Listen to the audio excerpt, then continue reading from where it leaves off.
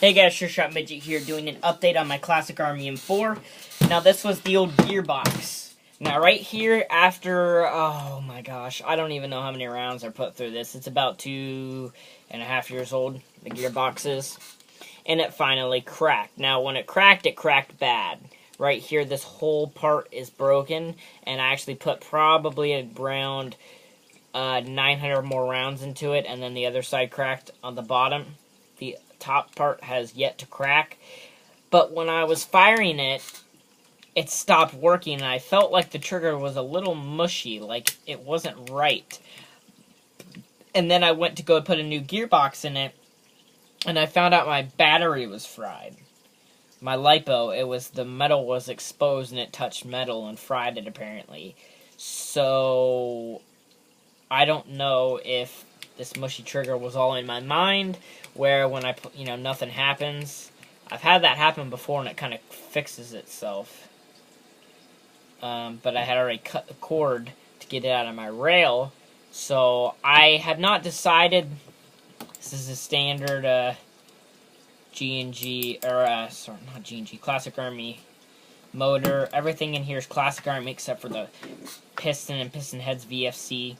Everything else is Classic Army stock. It has a new sector gear, Classic Army sector gear though, new trigger contacts, new soldering points, and new selector plate here. All those are Classic Army. So, and then it broke. I paid $40 for it to get fixed, and then it broke. So I gave a bunch of random crap to a friend, and $20, and he gave me a new gearbox with the motor. So I don't know what I'm going to do with this, if I'm going to sell it as is. If anyone wants this, it would be a nice gearbox to build. It was around 18 to 20 rounds a second with a 9.6 with this motor, this whole setup. Buy yourself a new shell. You got a good gearbox here. Obviously, you'll have to wire it, and you can put Tamiya, Deans, whatever you want, but everything else is ready to go. This is brand new, this motor connector. So, also, it's greased and lubed. And also somebody, my tech, did something in the motor where, I don't know, he did something. I don't even know. So, that is cracked. I haven't decided if I want to sell it. I would say 40 shipped. Now, you're probably like, well, that's ridiculous. Well, okay, so I want to get what I got out of it. So, 40 shipped. Maybe even 45. The VFC pistons, it's brand new. It's had probably 300 BBs through it. So that piston is good. Like I said, I spent $40 and he replaced selector plate, trigger contacts, sector gears. So it's all ready to go. If you just replace the shell, it'll last. So I'd probably say 45 shipped. So I get my money back, but I also pay for the shipping. So this is the gun here, the externals. I'll talk about the internals later. So the externals here I redid. I worked at the fair and for 2 weeks and I got lots of money, so I spent it on airsoft, obviously. So at the front here I had my flash hider that I've had for a while. Sorry, this place is bad. I like that. Here we have the KWA MP7 front sight, and then we have the APS key mod rail. It says EV Tech on it. Also, there are scratches all over it because it took me a long time to get on this receiver. I actually cut notches in here, as you can see, and one on the other side, because I had to get it wired through here with the original gearbox. So it looks really bad. I think I might repaint it, even on the gun, because I don't care if the outer barrel gets painted. I think I'm going to take the front sight off and the scope, obviously, and mask all of this off so I can just repaint this so that it's just not, you can't see the metal through it. So it is an APS key mod. It is 12.5 inches. Over here it comes with 3 rail segments, long rail segments, so that is a big plus. Right here I have one of them with a flashlight. I won't always have this flashlight on here, obviously. If I play in the day, it's not worth it. I didn't want to put on the other side because I like wrapping my hand all the way around it, and if I wrap my hand around it, I can easily access it and just tap it. These batteries are almost dead. I have a new set of batteries, so I'm ready to go with that. So here we get to the upper. This upper is GMP. It was so hard to get the this rail on here. The I don't know what you call it. It's the part that comes with the rail that you tighten. It basically replaces the delta ring. Basically, it replaces the delta ring for this rail. It would not screw onto this upper. The threads were way too big, so I had to sand the heck out of them. And then I got it on, but they're not aligned, and it's so hard to get aligned. But this rail was almost impossible to get off. As you can see here, I had a Pratt with a flathead screwdriver. So, like, this thing is not going to come off, but there's no screws in here. So if it does happen to come off at some point, or I have to take it off, I'll recenter it so that I can put the screws in. But this rail is not going to come off. It does not wobble at all. It is secure. Also, it comes with a barrel stabilizer, so it kind of stabilizes the barrel, which is really nice. Here we have a GMP. I think it's a Aimpoint M2, something like that. Oh my gosh, I can't remember. It's a GMP replica Aimpoint. It does not work. I bought it for $20. And then back here we have a Scar flash, or a Scar back sight. I'm not sure what company makes it. I think it's KAC, the real ones. So they're all known as the, Scar back sight. I did drill the hole bigger because I could barely see out of it. It matches with my MP7 sight good. But this red dot makes it look good, and also I can see my BBs in a better field of view through a lens.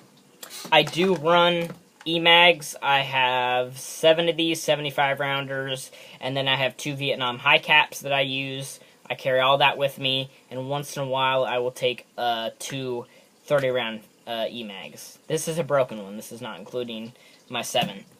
And I have 2 30 rounders, which actually I just traded, so I'm not going to be using those anymore. So here we have the standard lower, the Armalite trademark lower. Stock. I think that is stock. It's stock Classic Army, but I think it might be the Pro line has the metal bodies, I believe. Now, it is trademarked by Armalite. This is a VFC bolt catch. I believe it's VFC. This selector switch actually cracked on me. Not a big deal. It's smaller. I actually like it. It's out of the way. When I flip it, it's like not there. I might sand it down so it's smooth, so it looks cleaner. With the charging handle, it is an APS charging handle. It does not move. You have to get it and hit it hard to move it. No big deal. It's open there. So here we have the Classic Army stock 3-point sling. You could really use any sling, I guess, on this. And then you have a replica. I think it's a replica. I think it's ACM, but I've had this for like 3 years and I don't know. It is a CTR. Yeah, CTR Magpul stock. I do have a 9.6 1600 milliamp tape to the stock. I will not run this ever with the orange tape. It's just all I had around here. I actually need to go get some oh my gosh. Sorry guys, it's late. The zip ties. Gosh, I need to get 2 zip ties to put this on here. So we'll go ahead and plug it in. Also, the internals, the barrel here is stock Classic Army. The hop-up is stock Echo 1. And the bucking and nub are Classic Army also. So it's basically cheapish on the hop-up. And then the gearbox has a amp motor. I think it's a torque. Yeah, I think it's a torque motor. With VFC gears.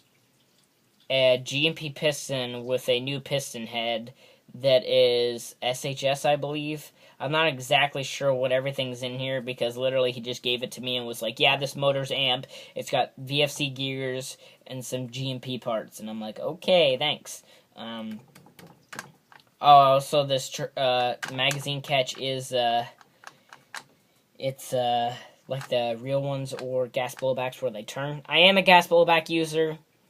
I enjoy them, but there are a lot of people out there that are like, oh, at least mine's not like a gas blowback that breaks all the time.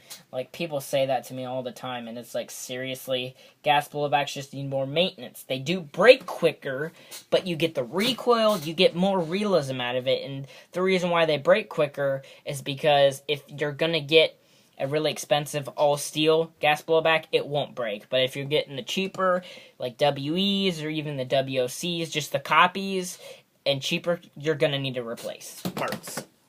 Unless you're going to spend big money. And that's with AEGs too. I mean, you buy a JG, you're not going to get the rate of fire as a VFC or the the FPS, but basically just rate of fire and like the externals. So let's see, semi-auto here. Semi. To me, it kind of sounds weird, but I like it. I like the sound of it.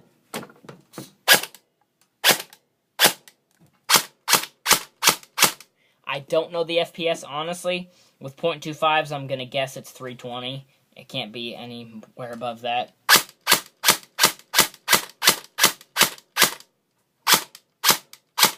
And then full auto. This is with a 9.6. I was told it was around 25 rounds a second. You can make your judgment on that. I have my AEG ACR, and it shoots 30. And this is not too far away from it. And I like it how it doesn't lock up. Like on full auto, oh, you try to switch to semi to shoot, oh, you got to switch it back to full auto. It's not like that. So I really like that. Also, with this pin, I had to mod it so much because it will not feed correctly without this pin. When it sticks all the way through, it will not feed correctly, so it just goes halfway through. But again, there's no wobble on the upper at all. There's a crack here, but it doesn't move unless you force it down. That's really it, honestly. I don't know where this grip comes from. I think it's like JG416 cheap grip. Not exactly sure. Now, you might be asking me, do you plan on doing anything with this gun? I don't, honestly. I like it where it is. Obviously, I wish that crack was not there, and also this pin was actually working, like I could put it all the way through. The hop-up is not too bad. It doesn't seem like it's shooting very hard, but part of it was because of my spring on the front of the hop-up wasn't pushing it back far enough, so I stretched it, and then I shot like 4 mags out of it, and it was awesome. Even with .25s, I sighted it in. So I'm probably going to get a new spring for the front of that, just so it pushes all the way back to the gearbox, so it keeps all my compression. So I hope you enjoyed the video, guys. Please rate, comment, and subscribe. I will have a shooting test of this maybe tomorrow. I have to do a shooting test of my WEPDW as well, so I'll do probably both of those tomorrow. Maybe I'll wait until I can get an actual cameraman, because sometimes, most of the time, all the time, my brother refuses to take video of me. Mainly because he has other things going on, but sometimes he doesn't really have an excuse. So I hope you enjoyed the video, guys. Thank you for watching. I really appreciate the likes. If you really enjoyed the video, go and subscribe. I put a video up about every week. I put a video up. So for like the 3rd time, thank you for watching.